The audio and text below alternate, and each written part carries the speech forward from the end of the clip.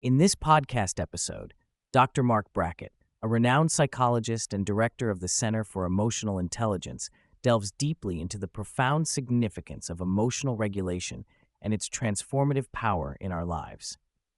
The conversation tackles why so few adults can name more than three emotions they experience regularly, the absence of emotional education, the nature of emotional intelligence, and the practical strategies for mastering our feelings to achieve both personal well-being and life success.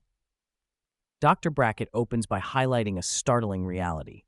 Only 1 in 5 adults can identify more than 3 emotions they regularly experience.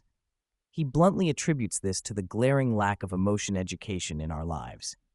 Unlike academics such as mathematics or literature, emotions remain largely unexamined and ignored in formal education settings, workplaces, and even in higher education.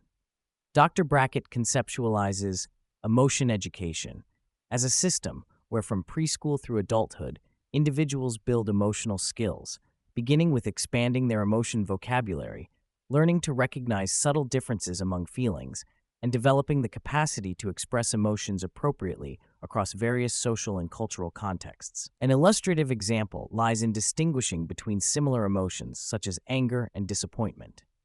Whereas anger typically signals a fiery, front-footed reaction when a boundary has been crossed, disappointment stems from unmet expectations and feels more closed and subdued.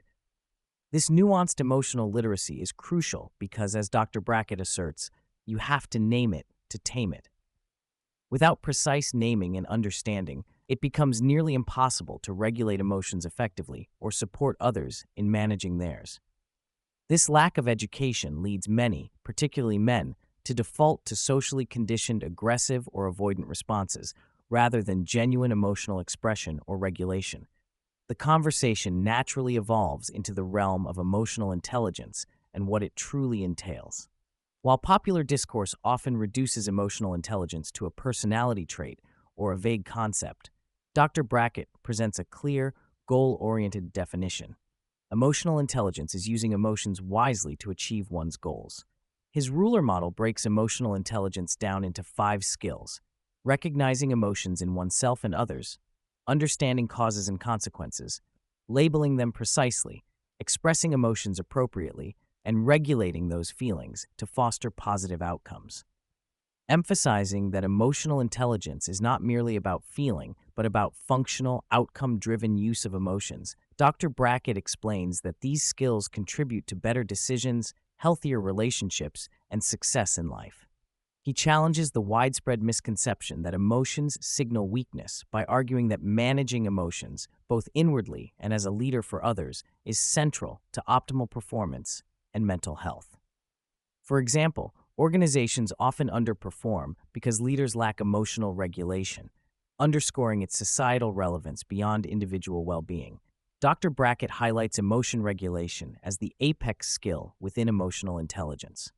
Far from simply suppressing feelings, regulation involves a strategic, purposeful approach, summed up in the acronym PRIME: prevent unwanted emotions through preparation, reduce emotions in the moment, initiate emotions that serve your goals, maintain beneficial emotional states, and enhance positive feelings to sustain momentum.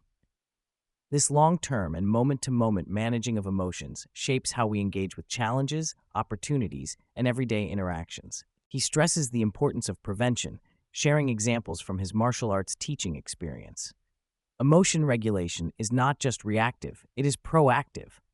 Preparing oneself before triggering situations like tests or competitions allows for better presence and performance. Since regulation strategies vary depending on the specific emotion, personality, and context, tailored approaches are necessary. For example, an introvert might avoid a noisy yoga class to regulate stress while finding calm in a solitary walk, affirming the individualized nature of effective strategies. A critical examination follows on why emotional skills are not widely taught or valued. Dr. Brackett cites historical biases in psychology that dismiss emotions as subjective and less scientific than behavior, reinforcing emotional avoidance. Furthermore, sociocultural attitudes, particularly among men, stigmatize emotional expression as weakness, creating second-order emotions like shame or bitterness about feeling anxious or vulnerable. This emotional stigma leads to maladaptive coping mechanisms such as suppression, denial, avoidance, and substance abuse, which only amplify mental and physical health problems. The podcast also explores gender dynamics, emphasizing how men often struggle to acknowledge and share distressing emotions. Brackett recounts anecdotes where men would rather mask anxiety with alcohol than admit to feeling vulnerable, illustrating how deeply entrenched these cultural scripts are. The capacity to openly name and express a wide range of feelings would not only improve individual well-being, but also strengthen interpersonal relationships and societal cohesion. Although language and cognitive frameworks are foundational for emotional literacy, Dr. Brackett acknowledges their limits. Emotions are embodied experiences involving physical sensations such as heat, tension, or activation. Differentiating feelings from physical states is essential, as misattributing bodily signals, e.g., tiredness confused with anxiety, can derail regulation efforts. Integrating cognitive awareness with somatic sensation offers a fuller picture and enables effective emotional self-management. To aid emotional vocabulary and awareness, Dr. Brackett developed the How We Feel app. Based on the Mood Meter framework, the app helps users identify emotions according to their level of pleasantness and activation, offering a wide vocabulary and definitions to clarify feelings. It also encourages body awareness to track where emotions manifest physically. Such tools foster the continuous practice of emotional mindfulness and cultivate deeper emotional fluency. Dr. Brackett conveys that emotion regulation skills are not innate, but learned through intentional practice, self-compassion, and experience. He challenges fixed mindsets about emotion, sharing how initially even he struggled under emotional pressure despite his expertise, highlighting that everyone must consistently apply these skills. Moreover, building self-talk that is supportive, not toxic, is vital to resilience. He stresses the importance of social support in emotional health, underscoring that humans are wired for connection. Being surrounded by people who are non-judgmental, empathetic, and good listeners creates a safe space for emotional exploration, which is often missing in many developmental environments. His research shows that most individuals did not have such figures growing up, which reveals a widespread need for cultivating these qualities across society. Beyond mindset and language, practical lifestyle factors like sleep, nutrition, and exercise play crucial roles in emotion regulation capacity. Losing physical well-being reduces emotional coping resources, leading to faster depletion and reactive behaviors. Ultimately, Dr. Brackett envisions a cultural shift where emotional mastery is central to defining success rather than external achievements like wealth or status. The discussion further distinguishes between emotions, feelings, moods, and dispositions to clarify common confusions. Emotions are brief, automatic responses influenced by life experiences. Feelings are private, subjective experiences. Moods are longer-lasting but less intense emotional states. Dispositions are personality traits, while mental health diagnoses have separate criteria. Among emotions, self-conscious emotions such as shame and jealousy are particularly challenging because they directly implicate one's self-worth.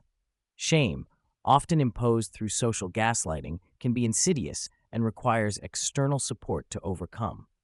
Conversely, envy can be reframed towards admiration and aspiration rather than bitterness, using it as a catalyst for growth rather than stagnation.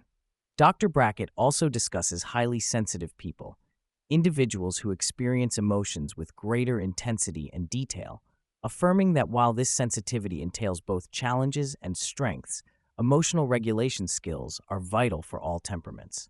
The goal is to foster emotional fluidity and meta skills, such as bravery in feeling emotions authentically, balanced with practical self-management to support well-being and effective social engagement. While acknowledging resistance from some parents and societal sectors to emotional education, often due to fears about losing control over children or intruding on identity, Dr. Brackett believes that providing evidence-based frameworks and outcomes can lessen these concerns. He advocates for framing emotional literacy as a foundational skill akin to any academic subject, essential for living a healthier, more connected, and meaningful life. Finally, he promotes the cultivation of an identity of emotional regulation mastery, likening it to developing the identity of a disciplined athlete. Viewing oneself as capable and committed to managing emotions creates positive feedback loops, reinforcing sustained practice and growth. This emotional self-concept shifts one away from labels such as an anxious person to recognizing emotions as transient experiences within a regulated, resilient self.